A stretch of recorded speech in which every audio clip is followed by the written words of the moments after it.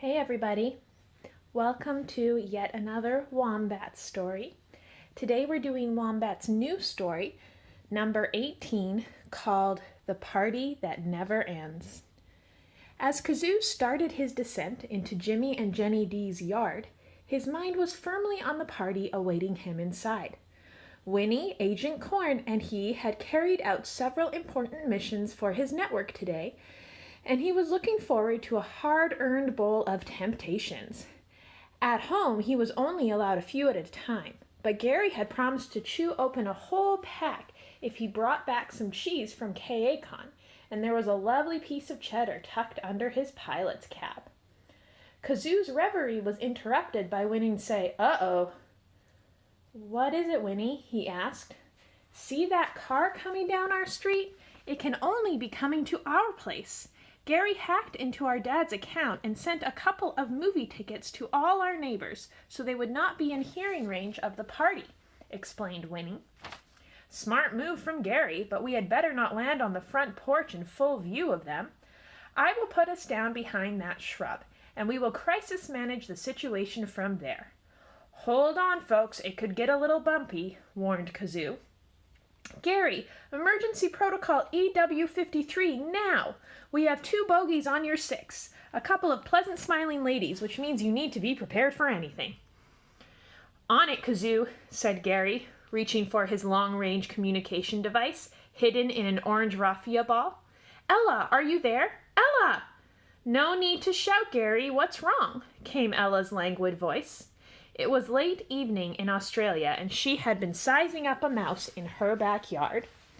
"We need to call in that favor from your human, and now. We have 2 unidentified bogeys approaching the front door, and we need to make sure they don't let our folks know we are having a party. Can your human convince them that she is taking care of us if I patch her into our intercom?" "It will cost you, Gary. She'll want autographed photos of you and Kazoo and the faculty, and she will expect me to be cuddly occasionally now, so you're going to owe me too." Okay, just put her on. And tell her she can't use her own name in case they are from the discotheque and recognize it. There are not a lot of wombats around here," cried Gary. The front doorbell rang just as Kazoo, Winnie, and Agent Corn snuck in through the back, dragging the contemplation station with them and warning the other cats to scatter. "Hello," said Wombat into the intercom via the raffia ball. "Who is that?" "Hello, my name is Hellsdells, and this is Morgan. We are friends of Jimmy and Jenny. We just left them at the Ktten, and they told us if we rang the doorbell, Winnie and Gary would come to the window to look. We were not expecting anyone to answer." Sorry, I am Lucy, Jenny's niece, and they were not expecting me to arrive until tomorrow, but I got a ride with a friend, so I'm keeping the cats company till Uncle Jimmy and Aunt Jenny come home," improvised Wombat. "Oh, perhaps we could say hello to Winnie and Gary then," suggested Morgan. "I'm sorry, but I'm not allowed to let strangers into the house, and I need to do my book report on To Kill a Mockingbird," said Wombat. "That is okay, Lucy, and it is To Kill a Mockingbird, not Mockingfinch. You will need to get that right," said Morgan. At the mention of the word bird, a dozen kittens and cats rushed towards the window, and Song, Kazoo, and Terry had to use all their 12 paws to hold them back. "Okay, well, we will just have a quick look around the garden before we go, Lucy, because Jimmy wanted some advice on his dahlias, and gardening is one of my specialties," said Hellsdells as she and Morgan turned to leave. Kazoo had started to breathe again when Morgan stopped and said, "Oh, we did not get to see Winnie and Gary. Could you bring them to the window, Lucy?" "Not a problem," said Wombat, completely unaware that Gary was on top of Winnie's shoulders, holding his communicator to the intercom. A mad scramble ensued as Baz and Roo rushed to take their places.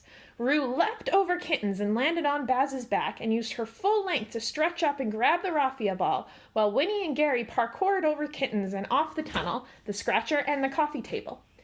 Winnie slid up to the window beside Gary and tilted her head.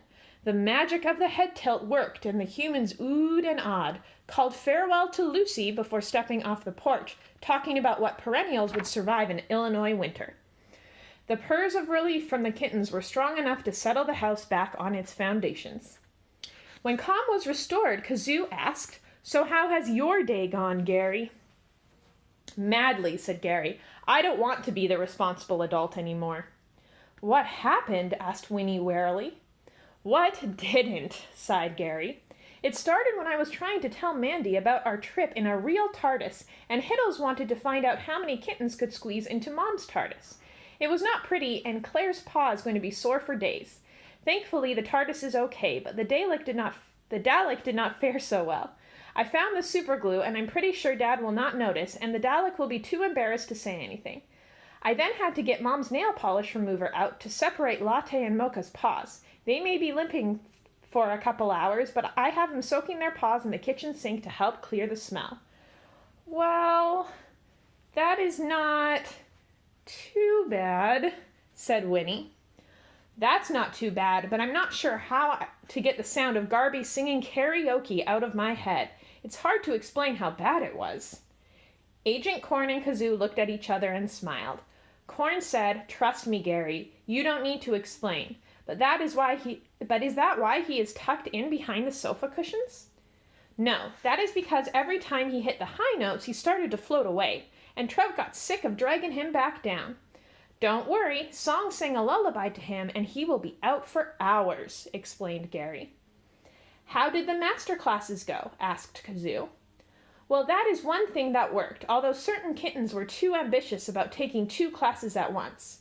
Rocky tried to combine the hunting and bathing classes and left when he should have licked and got a nose full of catry. But he said it was better than if his tongue had been pounced on, so he is chalking it up to experience." "So nothing much else happened?" asked Winnie hopefully. "Terry decided to hold a river dance lesson on the stairs, and when she chose to finish her performance with a slide down the banister, she forgot to apply the brakes. The good news is that there are no scratches on the banister, and the bad news is there's a small dent in the wall just there. The best news, though, is that Baz did not see, so Terry is paying me in dreamies all afternoon not to tell him." "Well, I guess you will not be needing these then," said Kazoo, taking his cap off to reveal the cheddar. It took Kazoo several seconds to regain his balance after Gary leapt across the room and swallowed the cheese whole. "Whose paw prints are on the TV?" squeaked Winnie. "Fiddles. He tried some parkour, unsuccessfully. I was having him lick them off when you got home. Back to it, Fiddle. And can you lend him a tongue lute?" said Gary to Winnie's horror. She leapt forward and pushed the kittens aside and started cleaning the TV with her dragon wing toy. "So, is that the lot then?" asked Kazoo. "Well, there is really only the shredded toilet rolls in the bathroom, but I'm not sure who did that or how to explain it to Mom and Dad," replied Gary. "Don't," interjected Wombat. "Oh, sorry, Wombat, we forgot you," apologized Agent Corn. "That is okay, Coriander Apollo," said Wombat, making him squirm. "I have a cat, and you are nobody till you have been ignored by a cat. I suggest you throw the toilet paper roll out the window, and your parents will think it's a late Halloween prank. And don't worry about them missing the toilet paper. They are way too busy to notice something that trivial, particularly when everybody's parents will be dropping by in a few hours to pick them up." "Thanks for the advice, Wombat. We will put it into practice. But can I ask another favor?" asked Kazoo. "Sure, Kazoo. Anything for you." "Well, almost anything." "Could you please not tell anybody about what happened here, or about any of our other adventures that Ella might have mentioned?" "Relax, Kazoo. If I tried to tell people what you alumni got up to, they would either think I am going crazy," I heard that, Ella, "or that I was making up stories, and seriously, I could not come up with stories like this," smiled Wombat. "I have to go, Kazoo, but please leave Jimmy and Jenny's home intact. Good night, and squeeze a human for me." "Good afternoon, Wombat. Thank you." "Okay, cats, you heard her. Our humans will be back in a couple of hours, so let's have some fun." Kittens and cats all have different ideas of fun. The youngest kittens wanted to dress up as their heroes, Kazoo, Winnie, Agent Corn, or their moms, or as silly humans, So they raided the Halloween costume boxes and Jimmy's sock drawer so they could pretend to be Mr. A.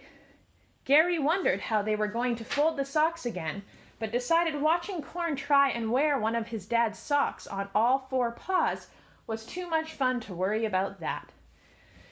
There were games of spin the Lactaid bottle, pass the tissue paper parcel, seek and hide, where the kittens forgot who was hiding and who was seeking and ended up just chasing each other madly.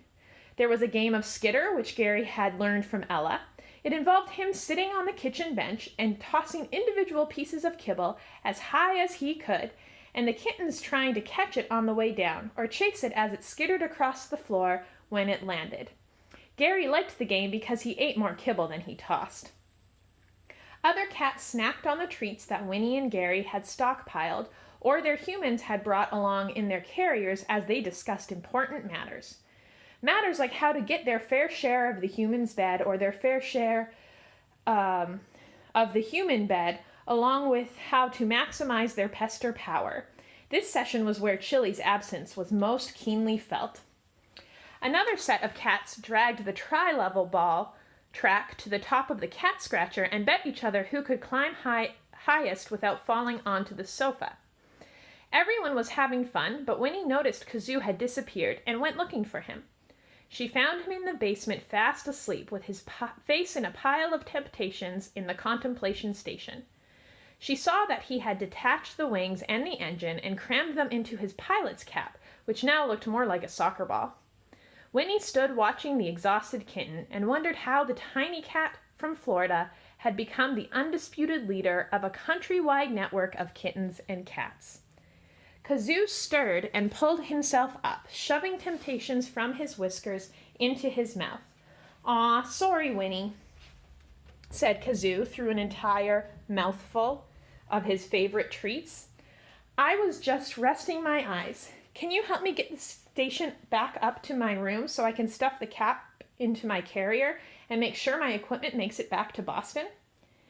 As Winnie helped Kazoo slide the station up 2 sets of stairs, she asked him what was bothering him. "It's lonely at the top, Winnie. There is such a weight of responsibility on my shoulders," said Kazoo. "Well, that is simple to fix," said Winnie, pulling him back down the stairs to a family conference. "Okay, Kitten Academy family, Kazoo here did an awesome job of getting us all here today and carrying out 3 missions. I think we should all help out a little more in the future, and right now I think we should show him our appreciation in the usual manner," said Winnie. Within seconds, Kazoo was entirely covered with kittens and cats giving him a bath, including his almost mom's song. The show of appreciation was brief, however, because Calvin the chipmunk was suddenly at the window doing the shaka shaka. Jimmy and Jenny were coming up the street. Fur flew as the family scrambled into action and fled for their designated rooms, taking their toys, food, and siblings with them. Just in time. Jimmy and Jenny came in their front door into a peaceful and calm living room. Gary and Winnie sighed with relief for different reasons, and the humans and their cats exchanged greetings. Winnie was feeling almost smug at the success of the party when her mom said, "Why is Garby asleep behind the cushions?" The end. Much love. Squeeze a kitten for me.